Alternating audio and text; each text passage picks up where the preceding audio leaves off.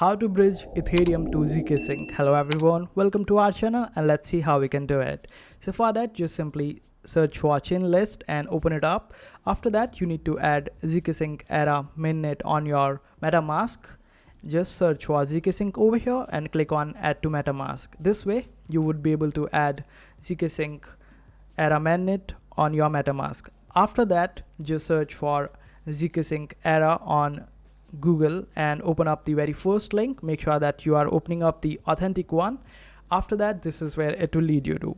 Then simply click on this option of bridge and it will redirect you to this page. Now connect your MetaMask wallet and type the amount that you want to transfer from your Ethereum to zksync era mainnet account.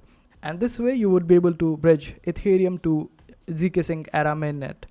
And that's how you do it. I hope this video was helpful. Make sure to hit that like button and also subscribe to our channel for more helpful videos.